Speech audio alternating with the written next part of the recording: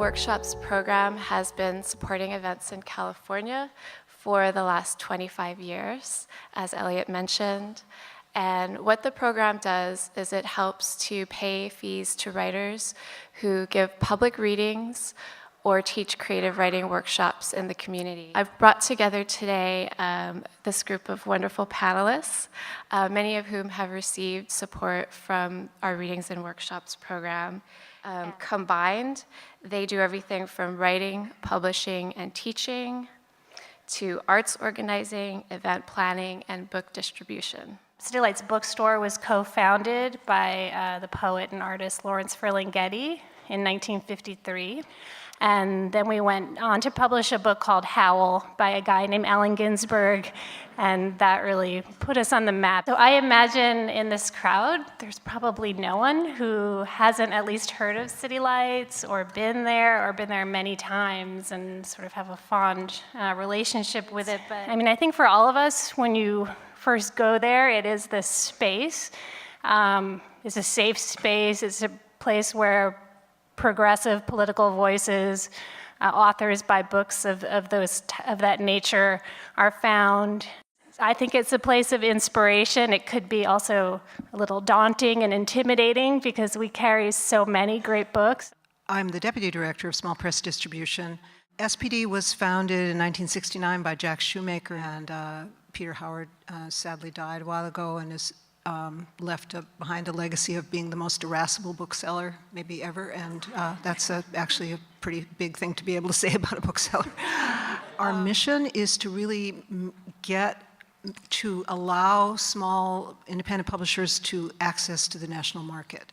I'm the editor and executive director of Poetry Flash, which was founded in 1972. And it started out as a mimeograph sheet with 4 events listed, some snarky one-line reviews, and our mission is building community through literature. Okay, so the San Francisco Writers' Grotto was started exactly 20 years ago this year. 5 years ago, we decided to start offering services for emerging writers. And that's when we created the Classes program. Because we're all working writers and we thought we would share the knowledge that we had. Because we really wanted to help all the very good writers we saw coming through our writing classes get their books out into the world. So we started something called Lit Camp. And through Lit Camp, we found that all the people who might come each year, Lit Camp takes 40 people each year, those people who came each year would form a bond. And for the rest of the year, in subsequent years, they would get together and try to have meetups. So we thought, how can we find a way for people to continue to get together and form their own writing community? So we started to come up with this idea of monthly meetups called the Lit Camp Writing and Drinking Club, because that sounded like something you wanted to belong to. And people come for 2 hours to write in community silently on a Sunday afternoon. And then we spend an hour socializing so that writers begin to make contact with each other. Because it's the kind of thing that we have at the Grotto. We have this network of people, and we can talk about what we do.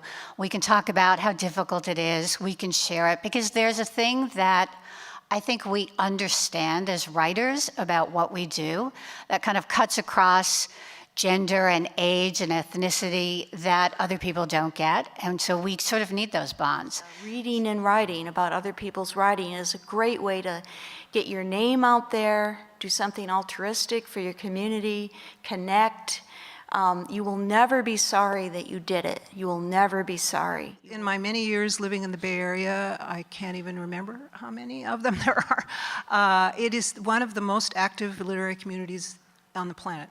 And so, you know, whatever kind of writer you are, whether you're writing bestsellers and you're writing crime, or you're writing, you know, completely abstruse poetry or whatever, or science fiction or whatever you're doing, you're going to find a community here. Take a chance and go to a reading or a book launch of somebody you don't know, because, you know, trust your presenter, because there are some great readings and great writers out there that whose names and books you may not know yet. And to jump on that point, a lot of it is being engaged with other people. So going out there and being able to go to a reading series or being able to go to a show and meeting people and also building relationships. Because the thing is that, like, you get all this information for resources, but I mean, it's all just information.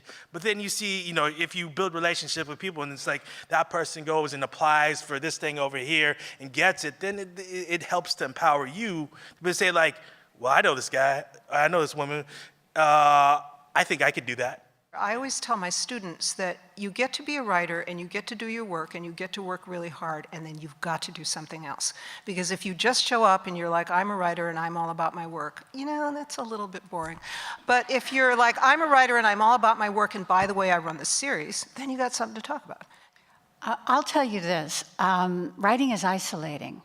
I spend all day with imaginary people. And if I didn't go to an office and have to get out of my pajamas, I would be very odd. So that's why I think you need a community. But the reason I do the work that I do is because a lot of people helped me get to where I am. A lot of people helped me publish my books. And I think it's important for those of us who have to give back and help other writers publish their books, because it's gotten harder to do that. And so I think that we need to do as much as we can to help the other writers. Try to find ways to use what we do, what we know as writers. We have to reach out too. We have to use what we know in our communities. It will enrich our writing, enrich our lives, and there's never a downside to that.